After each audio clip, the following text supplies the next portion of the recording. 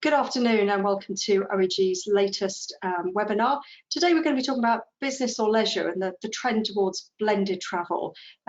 It's really nice to have a guest with us from American Express today with a lot to add in terms of what's happening, I guess particularly with business travel, but the complexity of what we're seeing in these new travel patterns. We've got a number of elements to this that we're going to be looking at. The blurring of business and leisure travel, the particular demographics that we're seeing, and how different demographic groups, I think what we tend to call baby boomers, Generation Z, millennials and so on, actually are demonstrating different types of travel patterns and how that's affecting the blended travel. And we'll take a look at digital nomads as well. Before that, as usual, we'll be looking at some of the latest OEG data, looking at trends in the market. And we will take questions as we go. So please do use the chat to put your questions in and we'll try and pick those up as we go. So let me introduce our panel to start with. We've got John Grant with us, as usual, OEG's Chief Analyst. Welcome back, John. You've been in Central Asia, I believe. Yeah, I have. I had to go a long way to find somewhere warmer than London this week, but yeah, 41 degrees. Fascinating part of the world, Becca, growing really quickly. Lots of change happening very rapidly. Emergent middle class, huge desire to travel. Lots of trade going on. It was enlightening, and it's got so much history and culture as well. It is actually an ideal place for a blended leisure trip. But really you say even in the few months since you last were there, it's changing. You're seeing quite a pace of change. Incredible improvement in hotel accommodation stock, and feeling much more service orientated. It was really positive, and lots of tourists from Western Europe, Australia, United States. Yeah, might have been the height of the holiday season, but it was really interesting to be there. Right. Well, that's really interesting. I'm sure you're going to talk more about Central Asia over the years. I know you've written blogs about just how much is happening there. We've also got with us today a first-time guest for the webinar, Linda McNary. Thanks for joining us today. Linda's with American Express and heads up the strategy and execution of strategic meeting services for American Express meetings and events.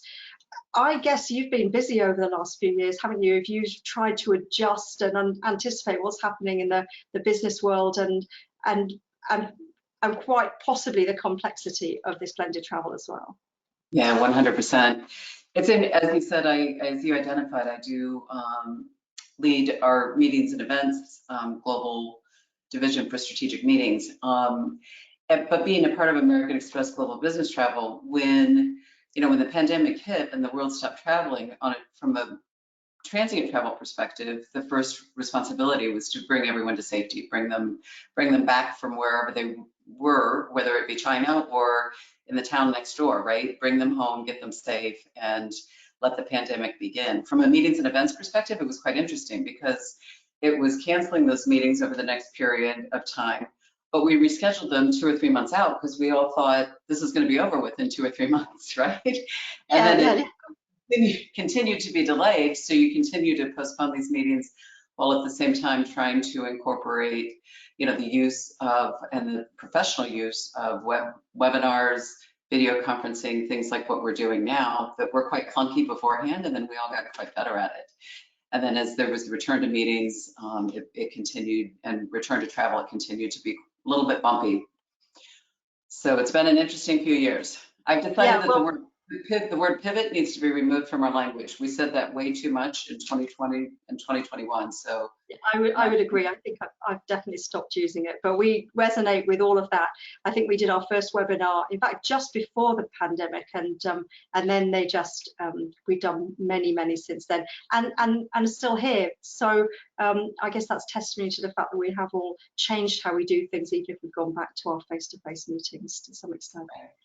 Okay, let's start with a look first of all at global capacity, as we usually do, and we've added an extra line this month, this orange line here at John's request, just to say, I guess, John, you've been saying for a while, haven't you? It's not good enough to just compare to 2019.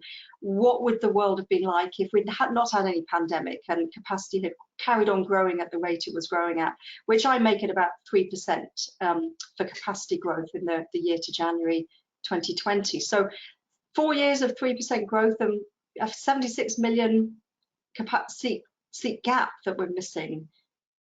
Does that sound right, John? Yes, it is. And I think it is important to recognise, the pace of recovery has been quite remarkable when you compare to the horrible space we were in 2020. But in normal circumstances, this industry continues to grow year on year, and we see more travellers, we see more aircraft, more flights, more new routes added, more economic value created in every destination where an aircraft flies to. So to lose 76 million seats is, it's a big chunk, and we need to be mindful of that.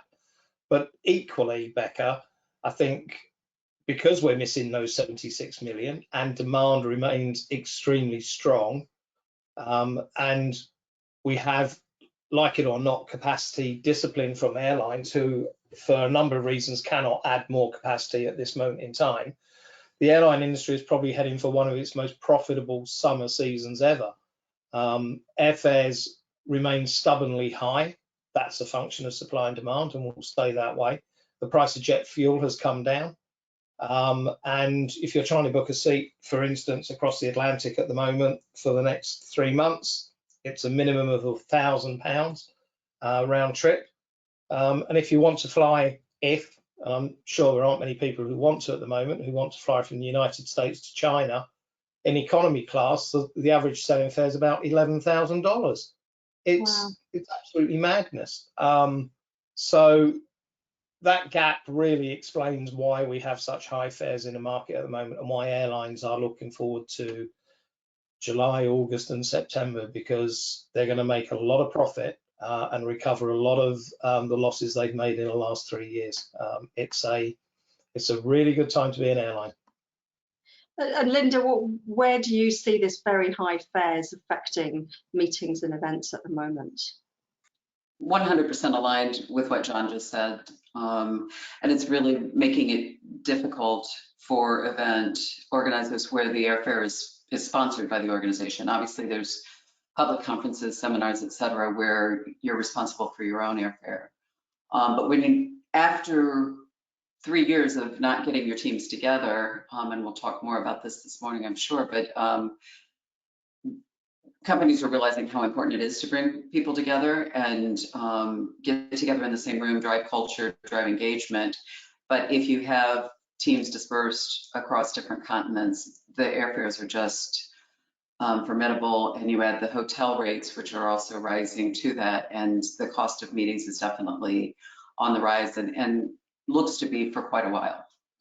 As you said, John, it's an opportunity for the partners in this industry to recuperate some of the losses that happened for the last few years. Yeah, and we shouldn't forget that we all think about jet fuel as being the big unmanageable variable, that airlines are subject to fluctuations in political activities and events around the world. But we've also got large cost of living increases that have worked their way through to airlines and their employee groups. 30% increases in salaries in the US for pilots in many of the major airlines. Having to attract security staff back to work in European airports by giving them improved terms and conditions, and the same for passenger handling staff. The industry is burdened with a lot more cost than it was this time 3.5 years ago, and that in turn really should be putting pressure on more automation, use of biometrics, efficiencies in passenger handling and processing.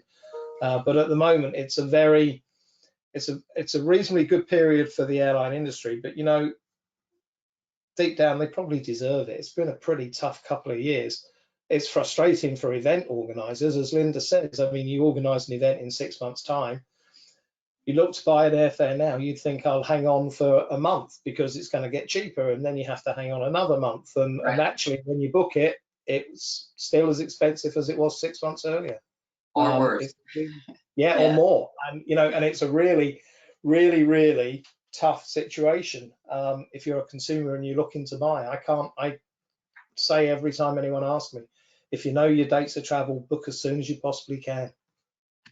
And I guess from a business perspective, it just, there's a lot of pressure to justify every expense, isn't there? You've got to have be able to show the return on investment for all of these expenses, perhaps in a way that wasn't questioned quite as much before. Yeah, absolutely, absolutely.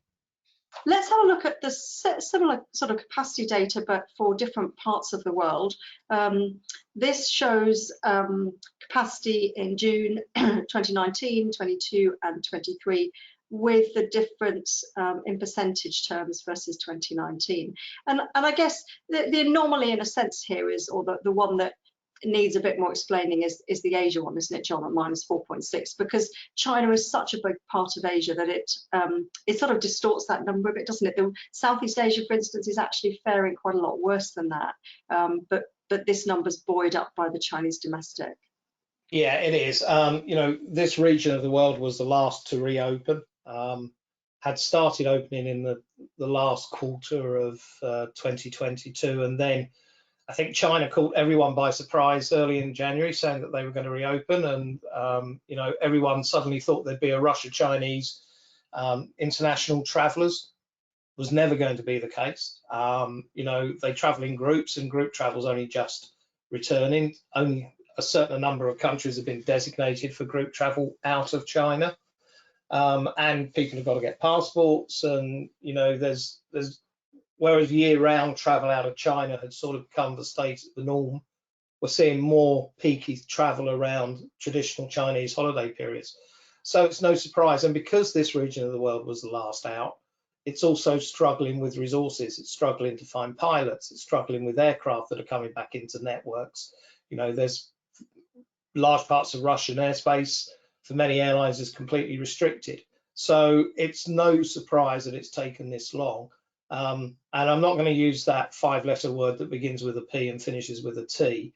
But the market needs to transition back from domestic capacity in China to international, and that will take some time.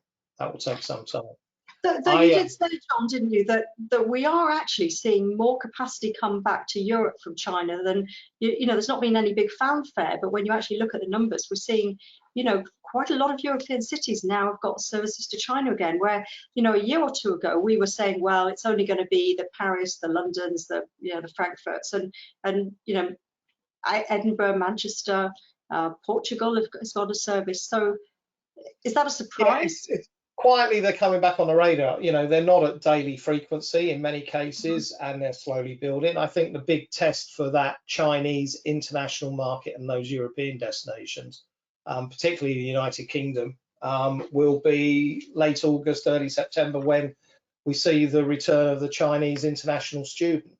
Now, we haven't seen them in volumes for the last 2 or 3 years. It's probably unlikely that they're destined for the United States. The big 3 markets were Australia, the United States, and Europe, and most frequently the United Kingdom. So that will be interesting to see how much traffic comes back then. But to the point about the whole theme of this chat, blended travel, let's not forget, for every student who comes over here to Europe or to Australia, typically you will see other members of the family unit travel to see them 2 or 3 times a year, whilst they're apparently doing their studies. From my experience, most of them are on the phone talking to their friends on WeChat, but that's probably another story. I think fascinatingly, North America, when you look at North America, is only slightly down, considering there are very few US airline services to Asia and China at this moment in time.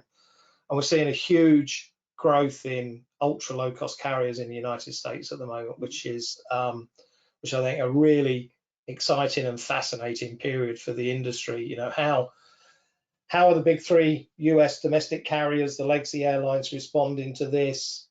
You've got Frontier, Allegiant, Spirit beginning to step on their toes, enter into their hub airports. and beginning to compete for business. I mean, Linda, from your perspective in the US, it must be offering more competition to the travelers to see these airlines growing. Absolutely. And yeah, I shared as we were preparing for this conversation, very interestingly, I recently saw some notes from the Morgan Stanley Travel and Leisure Conference that was hosted in New York City. And as I was reviewing the notes, one thing that just jumped out to me is that 10 to 12% of Allegiant's customers say that they're traveling for business and leisure, which is really interesting. Again, Allegiant being a traditional leisure airline, that's where you book your spring break with the family, or your summer holiday, whatever that may be. And Allegiant is not thought to be a business airline. The other thing that's interesting is these low-cost carriers are generally not a part of a corporate travel program. So what is this telling us? Are people going rogue from the corporate travel program? Or, how are they working their way into the mix of business travel? I don't have all the answers to that, but I think it's something that we definitely need to keep our eyes on, because it will, as you say, it will continue to grow and it'll be interesting to watch. Yeah, and I guess we'll come on to it later, but the sort of that generational difference in terms of, what does loyalty mean to them, and does it have the same resonance? Are they likely to to adhere to an airline loyalty program in the way that people my age did? Yeah, and it is generationally. We have a lot of breakdown of looking at what the loyalty is by generation, and you're absolutely right. The younger you go, the less loyalty in terms of these loyalty programs. However, the loyalty programs, again, both from hotel and air, are becoming quite aggressive and a lot more thoughtful to try to capture the behaviors of people. So interesting times.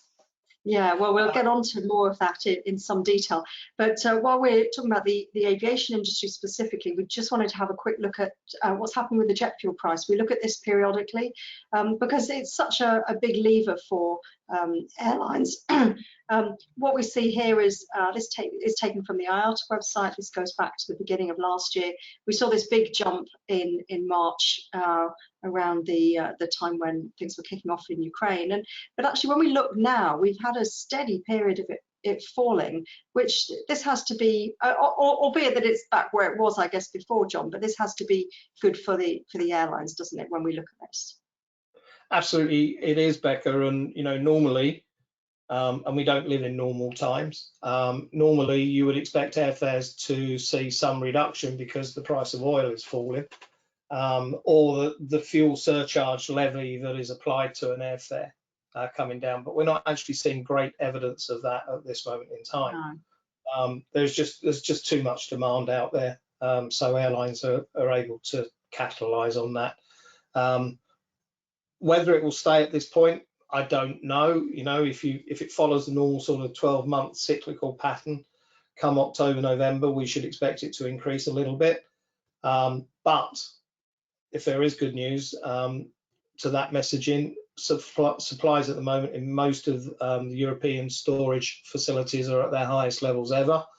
So there's plenty of oil available. It's just whether people like OPEC and others decide that they're going to try and control production in the next couple of months and put a cap on the number of barrels produced on a daily basis. But it does look good. And I think if this was to continue through, then every airline should be operating profitably for the next 3 or 4 months. Right. Okay. So fuel's good, but as we get towards the summer, certainly in Europe here, we've got pointed out a number of markets, and I haven't included Germany here, but there are threats of industrial action, aren't there? Is this sort of actually back to normal? Is this the type of industrial action that we used to see every year anyway? And are the airports ready for more disruption this time round, or are we going to see a lot of very hacked off passengers again? Well, it wouldn't be the summer without a French air traffic control strike, would it? Yeah. We'd all feel shortchanged if the French didn't go on strike. Similarly, Italian baggage handlers, and you could question whether it makes any difference if they handle your bag or not, because they always turn up late. So it's no no surprise to see these events happening. You know, for all of the joking about this, this is, if you are a union and a labour force, there is no better time to exert pressure on your employer than now at the peak of the season, when you can maximise the disruption. And when you're seeing inflation at 8%, 9%, it's no surprise these things are happening. It will cause disruption, but equally, it will probably be a very similar pattern to summer 2019. You know, there will be days of disruption. There will be flights that are inconvenienced and passengers that have to wait 6 hours. But that's no different to other years. And the thing that we're not factoring in here is global warming and the impact on more and more thunderstorms and torrential downpours and meteorological conditions that are hitting airports. Many of the major airports in London over the last weekend faced disruption because of severe thunderstorms for a period of time. They happen in the United States on the East Coast on a regular basis about this time of year as the heat boils up through the day. It's just something the airlines have to handle. We're ready in terms of more security staff, better understanding of resourcing, more efficiencies. People are back used to traveling, so you know, they're not all turning up with 5-litre bottles of water that they want to try and get through security. So that's helping as well. But we could have some days of inconvenience for sure. And when we took a look at some of the flight cancellation data that OAG's got, what you can see here is the period June to September last year. You know, which for many people, if you were disrupted, that's what you remember, isn't it? And there was a lot of media coverage when there was disruption, but some of these overall numbers weren't perhaps as bad as the memories, were they? You know, many days in August for these countries where cancellations were well below 1%. I mean, obviously, some difficult days here, like in July in Norway, we had cancellation rates up at 8-9%. But it's a lot of these numbers aren't actually too bad, are they? The trouble is that it's what people talk about, it's what people remember. Absolutely. It's you know, it's a great thing to talk about at a dinner party, if anyone can afford dinner anymore. But you know, it's equally. I think August was good because by that point, every major airport and every major airline had made capacity cuts in June and July, recognizing that they were not going to be able to deliver the schedules they originally planned earlier on in the summer. So we benefited from, you know, the government saying to Schiphol, you're going to have to cut flights by this amount, by British Airways taking out a couple of thousand flights, whatever it had to be, EasyJet taking similar action. So we know, you know, that is no surprise that it improved in August, and then it began to creep up again in September because, quite frankly, airlines had used a large part of their resources and their available operating hours from their crews to make sure August was good. So that's, you know, that's no surprise there. I think the pattern by day is quite interesting. You know, there are certain days when it's clearly better to travel than it is on others. Tuesday looks quite good in most countries, unless you're flying to and from Norway. And these are things that, you know, anecdotally we can begin to think about. And if you overlay this, well, what is a day with the cheapest airfares? Then again, I think Tuesday's a relatively cheap day for airfares. It might be Tuesday's the day when everyone should think about flying. So history doesn't always repeat itself the next year, but it will give you an indication of what's going to happen for sure. Yeah, we certainly go. It seems like we're going into this summer with some of that planning already done. But I guess the days of the week is sort of interesting, isn't it? Because we'll get on to the discussion of blended travel, but that has the potential to disrupt those patterns, doesn't it? You know, rather than, you know, the business traveller perhaps going out on a Monday, back on a Friday, maybe they are going to travel on a Tuesday or Wednesday to get the cheaper fare. So we're going to see some differences, aren't we, in those patterns? Is that something you're seeing already, Linda? The different distribution through the day of the week, perhaps? It's really hard to monitor right now. I mean, meeting organizers are looking at the best dates and looking at both the airfare as well as the hotel availability. Those two are always tied so closely together. What I don't know, and it'd be interesting to look at going forward, is if the traveler is going to bring their family or extend to visit friends or whatever the case may be, how much are they looking at the airfare cost for that differential, to say, well, right, rather than staying over the weekend, maybe I take a couple days of PTO, come in on Tuesday so that I can enjoy Wednesday. You know, I don't know if the thinking is that sophisticated yet, because obviously this data isn't sitting out on the airline booking site as you're making decisions of when to travel. Yeah, and I think that was, we ran another webinar this morning with a bit more of a focus on Asia Pacific with a guest was Gary Barrowman. So it's a bit more leisure focused in the sort of blended travel area. But he was saying the same thing there, that really the thinking hasn't been done about wasn't the data on these patterns. And potentially there's not the flexibility if you're bringing your family and you know you've got multiple people working and you've got to sort out availability. You may or may not have that flexibility. So okay, so it just so happened that OAG ran a survey in, I think it was March of 2000 North American travelers, or in April, so it says that at the top, doesn't it? Yeah, it's April. In April, which is available on the OAG website if you're interested. And we've pulled out a few of the highlights here because coincidentally they're very relevant to the webinar today. So here's two of the findings here. The first one, 85% of baby boomers said that they're brand loyal. So that plays to what we were talking about earlier. We've got another slide in a moment that defines all of these, the baby boomers, generation, Gen Z, millennials, and so on. If you're still scratching your head to work out which one is which, that's really the point we were making earlier, isn't it? That the folk like certainly John, you and I, we're pretty much baby boomers, aren't we? We tend to have more loyalty to our airlines, to the people we're buying from.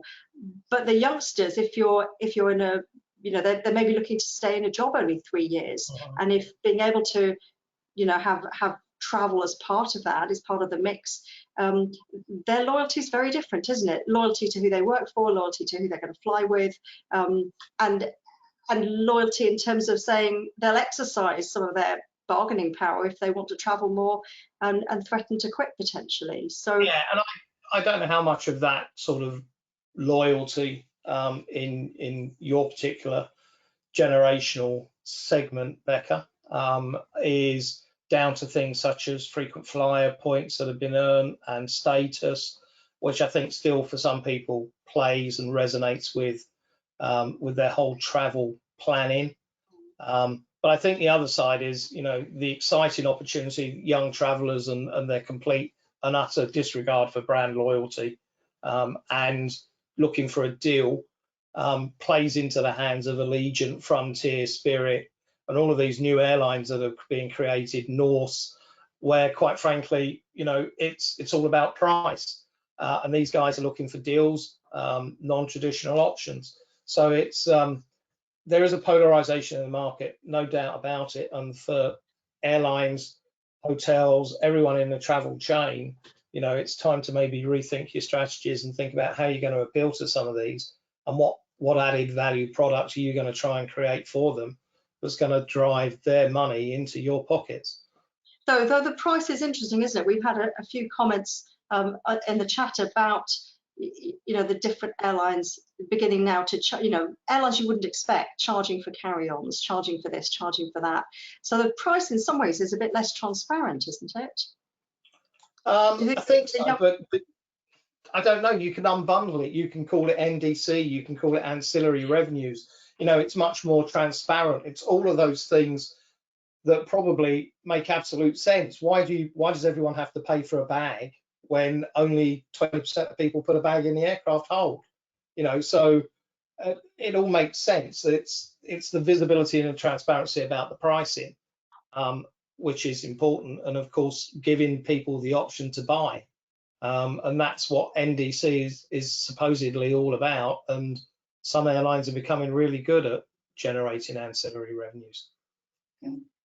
I think the other thing from a loyalty perspective, outside of the airline loyalty programs, but the credit card loyalty programs are becoming quite aggressive and really focusing in on travelers. So if you're getting your points via the spend on your card, it can blur the loyalty about what airline you're using, or you're using that card to purchase for. I think that's another factor, especially for those, to your point, John, that don't have 10, 15, 20 plus years of loyalty miles or points that you're saving up to for that big trip or what have you. So you're not as tied to the airline loyalty. You can begin to build that through your spend, not just through travel, but through your total spend that then can be utilized. So it is a bit of a disruptor in the whole thinking process, I believe.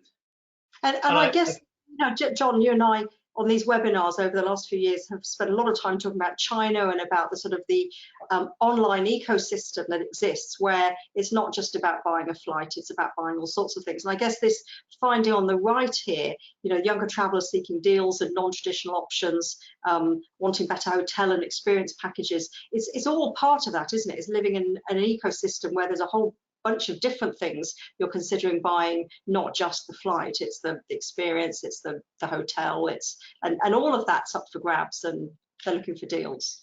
Yeah, if you can save $200 on an airfare, and just looking at that graphic there, and it allows you to spend $150 to do a helicopter trip around the Grand Canyon or whatever it happens to be, why wouldn't you do it? If you've got no brand loyalty. I think we don't in Europe perhaps appreciate the value of an airline credit card in the United States market, where the airlines make so much money from those credit cards in terms of profitability, probably more than they did from their networks at certain times of the year. And during the pandemic, many airlines, quite frankly, survived on their credit card revenues that were being generated and the commissions they were getting there. So it's an important part of their whole product portfolio and their revenue streams is these credit card programs. And we shouldn't underestimate that, and particularly in the baby boom community, because they've been, as Linda said, they've been building up points for 15, 20 years. Right. And they pay for everything with that card and clear it at the end of the month. Yeah. And in my experience, they're still paying for the Generation Z as well. So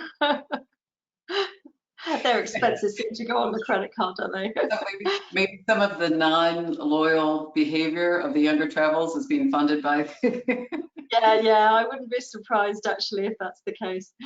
Okay, we've got a couple more findings from OAG's survey. All generations demanding better customer care, and I think that's in particular relation to delays and compensation. And I think the survey was pointing to a conclusion that said that the US actually might like the delay compensation that we have here in Europe.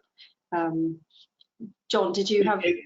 It's a big issue at the moment, isn't it, Linda? I mean, it's being passed through the Senate. It looks like it's going to come into effect. Airlines, no surprise, are squealing, saying this is going to lead to increased airfares. Really? Yeah, exactly. So, and then the devil will be in the detail, because everyone will think every delay is covered by this. And if it's like Europe, then acts of God such as thunderstorms, all those storms, yeah.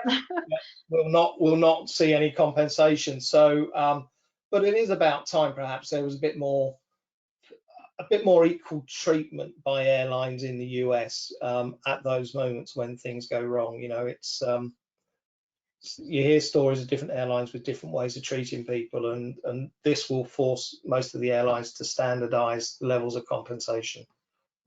Right, yeah. which is good for the traveler.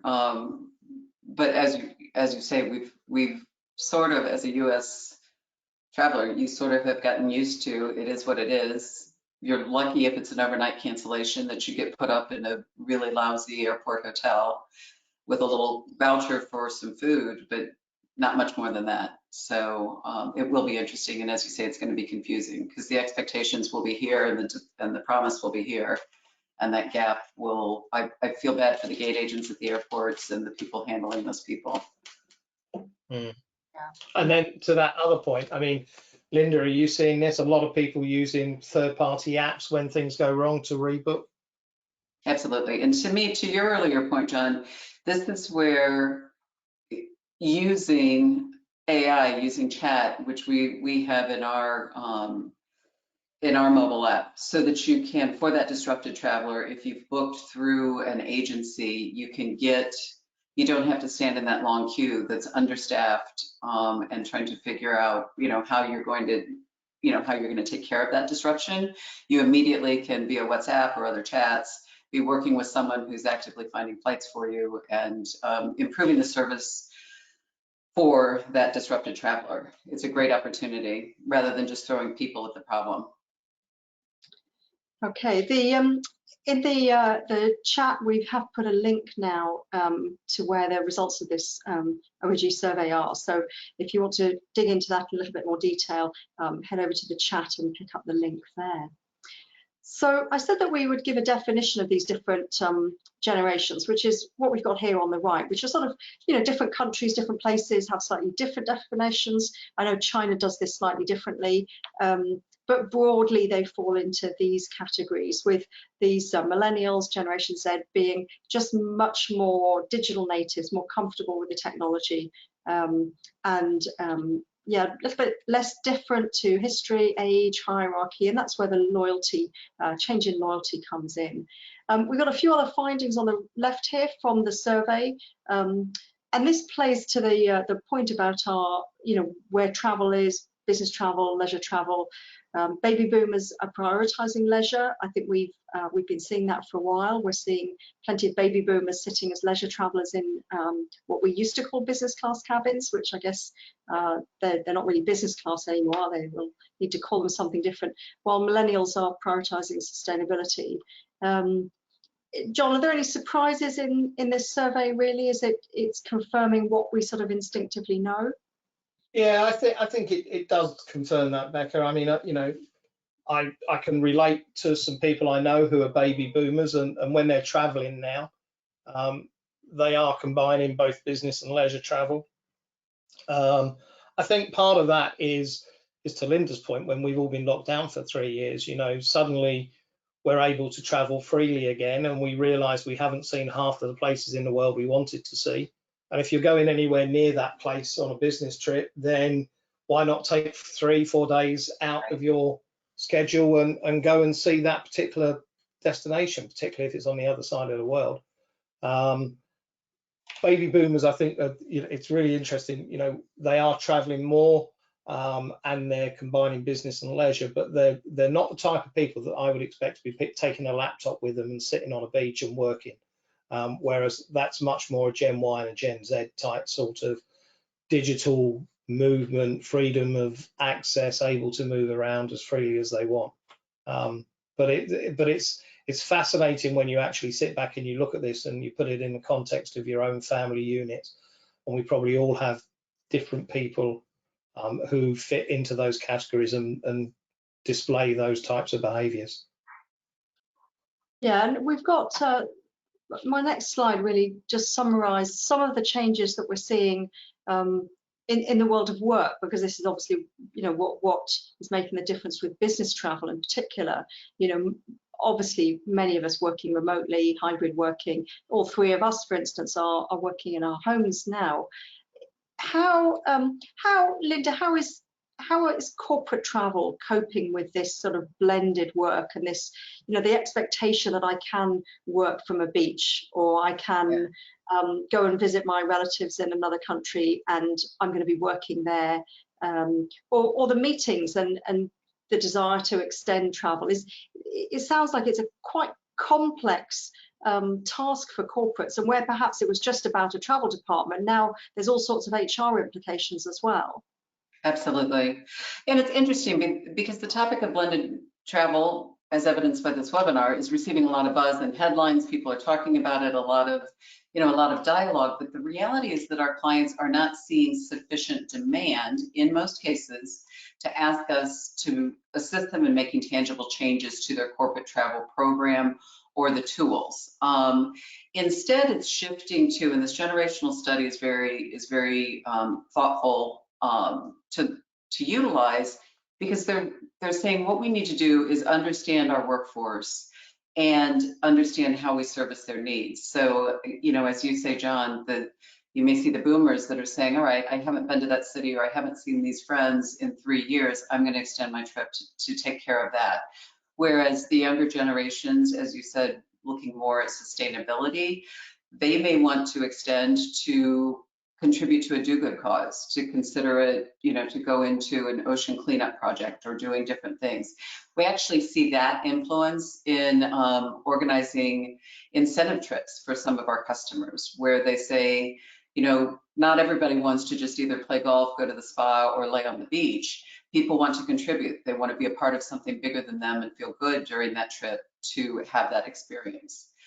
So what we did is we took, you know, we partnered with an agency called Teak and did a survey to look at what employees really want and what employers want to do for their employees. So the interesting thing from the survey is for employees, 50% of the customer or of the employees prioritize well-being. So they want meditation apps, noise canceling headphones, other ways to refresh and recharge and avoid all that disruption and chaos that we were talking about that's happening due to labor efforts, cancellations, acts of God, what have you. They want to be able to have that travel be a relaxing experience. 60% want more personal time, just to add on some personal time and do whatever they may want to do. And 61% want blended time with families. So be able to bring the family, extend stays, visit friends, or do what have you. So really the thoughtful organizations are looking at how you use this information to adapt your travel program to build the loyalty of your employees so that you can, you know, maintain the workforce that you want to maintain and continue to grow your business. Yeah, it's really interesting. This morning on the webinar with Gary, he was saying, you know, he finds it sort of quite unfathomable still that if you do a business trip to a city, or you say you go to a conference and you want to stay on for a couple of nights, that you can't get the same rate at the hotel for the conference that you know, for your personal stay, that suddenly the rate has gone up. And he's saying, what's that about? You know, is that just the hospitality industry not understanding these trends? Because obviously there's a bit of a disconnect there. You're smiling. That's obviously something that you're seeing. Oh, they understand. There's, yeah, okay, yeah. They understand quite well the dynamic of what's happening. You know, as John was speaking to the airline behavior of taking advantage of the demand, you know, hotels are able, you know, stability in the upscale and luxury market in hotels is quite bold. The demand is there. People want to be out and have a nice experience, and the rates reflect that, and people are paying them, so they're not going to go down. Why would they? Yeah, it's just supply and demand. Okay, it's just as simple as that, isn't it? Yeah. So we had a question earlier from Roy, where he's talking about a business travel platform that he's involved with, but he says he's wondering what's your take on the concept of blended trips as a mindset change to decrease the total number of trips taken and make them more purposeful to drive sustainable travel? Did that come out in your survey results as well, Linda? Absolutely, and it's something that we talk to our customers about all the time. The interesting thing is pure transient travel is a little bit softer right now, and obviously we watch the data on a daily, weekly, monthly basis. But our meeting demand is still remaining stronger than the recovery of business travel, and it's exactly pointing to these behaviors. You know, the day of flying out just to visit a customer on a day trip, or popping over to see a team for 1 or 2 nights and then coming back is not the behavior that's being supported due to economic pressure and sustainability, so many other things. What is happening though is combining, all right, we'll do a team meeting. We're going to hold that someplace where we have some customers, we'll do some customer events, and then other individuals may decide to stay on for their own personal reasons. So this combination, it is indeed blended travel. You're taking, that trip has multiple reasons behind it, and that's the behavior that we're seeing. That's really interesting, isn't it? We put a slide together next, which looks at some of the reasons. I suppose John and I have gone back and forth over the last couple of years as to whether business travel will come back as it was. I mean, I suspect it's not quite going to. And I was hearing from a lot of people I knew, the sort of things in yellow here, reasons why people were not going to travel for work. John, you're a bit more of the, as soon as somebody loses a business, contract because somebody else was there face to face, they'll be back traveling. But I think we are seeing changes, aren't we? There, as we say, the day trips perhaps are disappearing. There are corporate gatherings that actually travel is becoming the glue that holds people together rather than the office, perhaps. Certainly fewer day trips. I think that, it's just a function of, if you think it's expensive to travel for leisure, but if you want to do a day trip, an airline does know how to sting you for a very high fare at the moment. And that's something we need to be conscious of. But I think it's been fascinating to listen to the quarterly airline results in the US from the big three legacy airlines, who, halfway through the pandemic were very sure the business traveler was going to come back, and it's just a matter of time. And then it was sort of like the business travel is going to come back. It's a bit softer than we thought. And then then 3 months later, and I won't use that word that begins with a P, they're all saying, there's a lot more leisure travel in premium cabins now. So we're more than happy to see the switch. And in fact, for some airlines, getting leisure travelers to buy a premium seat 7 or 8 months in advance actually enhances their cash flow than waiting until 2 months before, when they might get a business traveler and a guaranteed seat. That person's booked the flight and they're going to travel. They might not cancel at the last minute for sure. So I think we're seeing different people in different cabins of the aircraft. And exactly to your point, Becca, we shouldn't perhaps assume that everyone who's sitting in a business class cabin is now, or indeed a first class cabin, is now traveling on business. There's a lot more leisure people, for whatever reason, holiday, VFR, family, or even burning points in those premium cabins. And I don't think that's going to change for quite some time. Yeah. But don't you think, John, the definition also, because of everything we're talking about here, so you see 6 people in the business class cabin, which I see all the time when I'm traveling across to Europe. One of the adults may be partially working, bringing along the family. Someone else in the family may be working remotely because of the work from anywhere concept. So how do we define, I think the line of it's a leisure trip or it's a business trip is blurring in terms of. I think you're absolutely right. From my own personal experience, traveling on business or on holiday, I'll have my laptop with me, and if I need to answer emails, or I've got to finish a project or get some work done, then you just get it done. And it just blurs into you're doing the same things you do at home, but you're doing them in a different place. And you must have fun on holiday. And you might actually go and see some interesting things that you've always wanted to see while you're there, rather than going, to the coast or whatever it happens to be. So I think society generally has become a lot more portable in where it is and what it does. And it doesn't necessarily want to be locked in like it has been for the last 3 years. So we're going to have a look now at, these are different terms that certainly I'm seeing bandied around, and maybe you're seeing other terms as well, for the different sorts of mixing up of work and leisure travel. And we've talked a lot about blended travel. We've tried not to use the term leisure, which is just ugly. But there are other types of travel taking place, aren't there? The workation, so actually just going and decamping to a different place and working from there instead. I certainly know people who've done that, and at OEG we were just talking recently about one of the members of staff there has just done that. Hush travel, which is a term that was new to me till very recently, when workers don't inform their bosses they're going to be in a new destination, and that would have been much harder, I guess, in the old days, because technology allows us to hide where we are in a sense. And then the digital nomad phenomenon that is much talked about, but again we don't have huge amounts of data about. And then tech pats, which are, I guess, the same as digital nomads, but often a bit wealthier. But even the digital nomads are often they're quite affluent. They're people who are working. They often employed in reasonable jobs and have money to spend. So there's a whole range of different ways that people are blending travel and leisure now. And I certainly know youngsters who, it seems that 1 month they're off in Portugal and surfing at the end of the day's work. They're sharing an Airbnb with a bunch of friends for a month, and then they're off somewhere else doing something similar.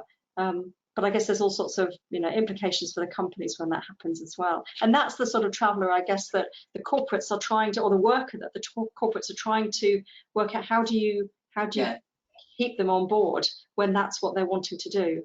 Personally, I'm just a bit envious. I wish I was a bit younger and able to do that. But absolutely, and the thoughtful organizations are looking at how does travel and the ability to accommodate the desires of all of these different people, so that they can continue to work, feel fulfilled, and feel good about their company, so that you retain good employment, you retain good employees, and you don't have turnover every 3 years after making an investment of 6 to 12 months to get them fully up to speed, trained, and working. The other thing that is interesting, though, and again, something we talk about both as an organization internally as we accommodate these needs, as well as with our customers, is especially like this hush travel. If people, depending on how long someone's working in a different destination, there may be tax implications. So, if you go hide away in a different place for a week, not a big deal. If you decide to relocate for half the year, that may be something that we need to know about. Yeah. And there's all the issues around duty of care as an employer, isn't there, about making Absolutely. sure what they're doing, even to ridiculously silly things like making sure that the power supply and the plug socket they're using has been checked out, and you're not going to get an electric shock on it at the most extreme end. I think I think as an employer, you either accept this is now happening, and if you want to keep these good employees, as Linda said, you're going to have to find a way to work with them rather than against them. And I think if you've got clear guidelines and you put clear policies in place, and let's face it, human remains departments like nothing more than putting policy in place for employees. But if you do put them in place and they're clearly defined, I think everyone benefits from this. It's for everyone's advantage. Your workforce is happier. Actually, it broadens their knowledge and their experiences, and they can bring back circumstances and situations they've seen in other markets and countries and experiences back into their jobs. So I think it's all very positive, as long as both sides of the equation, the employer and the employee, are aware of what they're doing and are honest with each other, which is where hush travel perhaps is the worst possible space to be in. Yeah. It's funny that the results from our data, we surveyed both the employers and the employees. So in 3 different categories, the first being making employees feel as though the company cares about them. 68% of employers said that accommodating all these needs would make employees feel as though the company cared about them. The employees reported back at 75%, saying that if my employer is willing to be flexible, I know then that they care about me. The second was about overall happiness, and that was roughly the same. 71% of employers said that it would make their employees more happy. 70% of employees said that this would add to their overall happiness. And the last one was from a competitive standpoint, so competition for top talent. Both groups, employers and employees, said 63% would make 63% of employers and employees, let me get my data right, that it would make the company more competitive in terms of appealing to and retaining top talent. Yeah, it's really key at the moment, isn't it? And many markets are quite tight on the labour front, aren't they? So very, very relevant today. Thank you. We wanted to see if we could find a sort of value of blended travel. There's not a lot out there, but Skift had an article at the beginning of the year that put the value at $500 billion in 2022. I think given everything we've said, it's pretty hard to value it at all, really, because it just encompasses so much of the type of travel we're seeing. And we were looking for other sort of quantitative stats that would tell us perhaps a bit about what's happening. The Wall Street Journal reported that pre-pandemic business travelers generated 50% of airline profits, while only representing 12% of total travelers. And now airlines like American Airlines are saying 45% of its business is coming from blended travel. GOL in Brazil says that it's the blended travel has boosted its earnings, and we know that the likes of Airbnb are saying that the average trip is longer, and that's a reflection of some of these trends. We also saw some stats about TSA data from the US, the number of people going through security at airports, that said that there was more travellers going through at weekends over Thanksgiving in 2022. So we had a look at the numbers because they very helpfully publish numbers for every day of the year. So this is the 10-day period around Thanksgiving in 2019 and in 2022, and just the difference as a sort of share of the traffic that went through on individual days. And yeah, definitely a spike on the Sunday and the Saturday and Sunday after Thanksgiving. So it does seem to be showing that instead of just traveling for the Thanksgiving event itself, more people are going out the Sunday before, more people are waiting till a weekend to come home. So I think there are some other factors at play in this data as well, which has been the disastrous weather conditions that we've seen around Thanksgiving in recent years, and the horror stories of people not getting home for Thanksgiving. So a lot of people, I think, decided they would travel early, and they would they'd do blended travel or whatever from their parents' home or their friends' homes, rather than run the risk of going on a Tuesday or a Wednesday. But it's still blended travel, isn't it? Absolutely. Absolutely. Yeah. There's also the pent-up demand, because maybe for, it was a family tradition. The family whole came together for Thanksgiving for years and years and years, and then suddenly in 2020 we were unable to do that. In 2021 there was, there were spikes and there were fears, and so people didn't do that. So you want to get the family back together, and then you compound that with all the chaos of traveling. So as you say, let's make a week of it.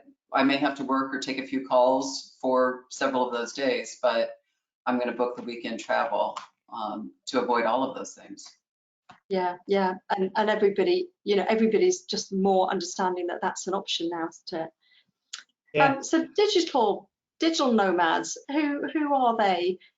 We found this bit of research. So again, there's not a lot of data about digital nomads, but we found this source here. I guess no surprises here. They put an economic value that's bigger than the blended travel, but I guess these are people who are often spending a whole month in a place and then moving on and spending another month. So they are living, and all of their expenditure is pretty much local and of value to the local economy. Relatively young, perhaps early 30s, and a high number self-employed, but also a lot of employed travelers. So I guess no surprises there, really, is it? But we saw with the pandemic that some countries put digital nomad visas in place, and it all felt like this is a solution to bring tourists back for the pandemic, but actually this trend has stayed, hasn't it? We've never, I'm counting 53 countries, but so we were saying earlier, weren't we, Linda, I think, or was it with Gary this morning, that in a way this is a bit counterintuitive, that these are quite often people who, Gary's view was that these are people who don't want to be counted, they don't want to be known where they are, they don't necessarily want to be in hotels, they want to be in Airbnbs, and actually perhaps the digital nomad visa process is all a way of keeping tabs on them, finding out where they are. There's questions about whose jurisdiction are they in. But it's interesting, Becca, because on the previous slide you were showing us that Mexico, US nationals were one of the largest communities in this segment. Yeah. And during the pandemic, one of the few countries in the world that remained completely open to travel or international travel was Mexico. Right. So for the US market, it was the default destination everyone went to. And why would you want to go back into a COVID infected zone when you could stay on a beach in the Riviera Maya? So no surprise that it sort of happened. Same for in the United Kingdom, when Antigua and Barbuda put their visa in place. Lots of second generation diaspora returned back to Antigua and stayed with their relatives. If you're going to get COVID, might as well get it on a beach in the Caribbean than get it in London.